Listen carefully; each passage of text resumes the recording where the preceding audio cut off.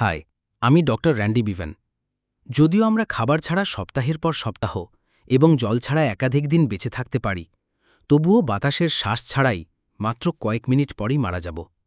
Audrey ফেস্টা মেস্ট্রে scuba driver এবং স্নরকেলারদের একটি পরিবার থেকে এসেছিলেন এবং তার জীবনের একটি বড় অংশ পানির নিচে কাটিয়েছিলেন। তিনি তার ক্ষমতার ওপর এতটাই আত্মবিশ্বাসী ছিলেন যে ২০০২ সালে তিনি ৫০০ ফুট উচ্চতায় বিশ্ব রেকর্ড ডাইভ করার চেষ্টা করেছিলেন। ডাইভের দিনই ৩০০ ফুট উচ্চতায় ট্র্যাজেডি ঘটে। অড্রে অন্ধকার হয়ে যান এবং তাকে আবার পৃষ্ঠে তুলে নেওয়া হয়, কিন্তু অক্সিজেন ছাড়া দীর্ঘ ৯ মিনিট কাটানোর পর তাকে পুনরুজ্জীবিত করা যায়নি এবং তিনি মারা যান। অড্রের মৃত্যু আমাদের জীবনের জন্য বাতাস কতটা গুরুত্বপূর্ণ তা প্রকাশ করে, কিন্তু আমরা আসলে কতটা জানি।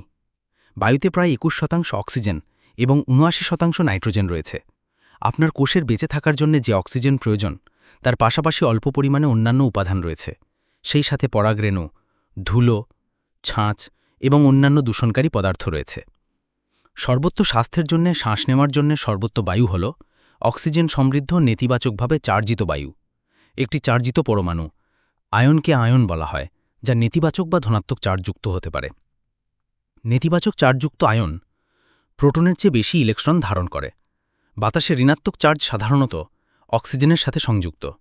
নেতিবাচক আয়নগুলি তাদের চলনের জন্যে নদী এবং জলপ্রপাতের কাছে ঘনীভূত হয়। তারা সমুদ্র সৈকতের মতো জায়গাতেও বিদ্যমান। বন, পাহাড় এবং আকর্ষণীয়ভাবে যথেষ্ট এলাকা যেখানে আলোর দ্বারা আঘাত করা হয়েছে, এই সমস্ত জায়গার মধ্যে কিছু মিল রয়েছে। স্বাস্থ্যকর ঋণাত্মক আয়নের প্রাচুর্য ছাড়া এগুলি সকলেই বাইরের দিকে, বিশেষ করে বন্য এবং প্রাকৃতিক বাইরে জড়ো হয়। আসলে প্রায়শই আবিষ্কৃত হয়েছে যে আমি যে জায়গাগুলির কথা উল্লেখ করেছি তার যে কোনো জায়গায় ঋণাত্মক আয়নের সংখ্যা আপনার অফিস বা শয়নকক্ষের চেয়ে ১০ গুণ বেশি। ঋণাত্মক আয়নগুলিকে সুখী আয়নও বলা হয়, কারণ তারা ভালো মেজাজে অবদান রাখে, আরও বেশি শক্তি এবং সামগ্রিক সুস্থতার অনুভূতিতে অবদান রাখে। সমুদ্র সৈকতে রৌদ্রোজ্জ্বল দিন কাটানোর পরে বা একটা দুর্দান্ত ঝর্ণা জলপ্রপাতে হাইকিং করার পরে আপনি কি কখনো আপনার মেজাজ লক্ষ্য করেছেন? হয়তো আপনি লক্ষ্য করেছেন যে আপনি সতেজ বোধ করছেন, আপনি শান্ত এবং খুশি বোধ করছেন। সুখের একটা কারণ আছে। গবেষণায় দেখা গেছে যারা উচ্চ ঋণাত্মক আয়ন ঘনত্বের পরিবেশে সময় কাটান তাদের হতাশার সম্ভাবনা কম থাকে, তারা ভালো ঘুমায় এবং আরও বেশি শক্তি থাকে।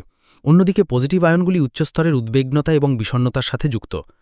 তাই আমরা কিভাবে আরও নেতিবাচক আয়ন পেতে পারি? এমন জায়গায় যান যেখানে নেতিবাচক আয়নের ঘনত্ব বেশি থাকে, যেমন বন বা সমুদ্র সৈকত। ইচ্ছাকৃতভাবে ৩ থেকে ৫টি গভীর শ্বাস নিন। পরিষ্কার বাতাস, এটা কি ইতিমধ্যেই সতেজ শোনাচ্ছে না? অক্সিজেনের মাত্রা বৃদ্ধির ফলে অক্সিজেনের মাত্রা বৃদ্ধি, মন পরিষ্কার। কিন্তু যদি আপনি আজ রাতে ঘুমোতে যাবার আগে বন বা সমুদ্রের কাছাকাছি না থাকেন, তাহলে কি হবে? একটা বা দুটো জানলা খোলা রেখে চেষ্টা করুন। এটি আপনার বাড়িতে নেতিবাচক সুখী আয়নের ঘনত্ব বৃদ্ধি করে। কর্মক্ষেত্রে প্রতি ঘন্টায় ১ মিনিটের জন্য বাইরে পদক্ষেপ নিন। সপ্তাহান্তে আক্ষরিক শ্বাস নেওয়ার জন্য যদি আপনার পাহাড়ে হাইকিং করা বা জনকীর্ণ বিনোদন পার্কে যাওয়ার মধ্যে একটি পছন্দের সম্মুখীন হতে হয়, তাহলে আপনি এখন জানেন কেন আপনি অনেক ভালো বোধ করবেন। পাহাড় বেছে নিন, এটি আরও এক ধাপ এগিয়ে যান এবং বাড়ির ভিতরে কয়েকটি গাছ লাগান। এগুলি আপনার নিজস্ব তাজা বাতাস জন্মাতে ব্যবহার করা যেতে পারে। এর জন্য সবচেয়ে ভালো উদ্ভিদগুলি হল ফার্ন, পাম এবং লতা জাতীয় বৃহৎ পৃষ্ঠভূমিযুক্ত গাছপালা। এগুলি ফর্মালাইড, কার্বন মনোক্সাইড, জাইলিন এবং বেনজিনের মতো দূষণকারী পদার্থ কমাতে দেখানো হয়েছে। এটি প্রায় খুব সহজ বলে মনে হয়, কিন্তু বাতাসের প্রভাব, এটা প্রমাণিত যে তাজা বাতাসের এক নিঃশ্বাস আপনাকে এখনই ভালো বোধ করাবে। এটি লম্বা স্বাস্থ্যকর জীবনযাপনের একটি গুরুত্বপূর্ণ অংশ।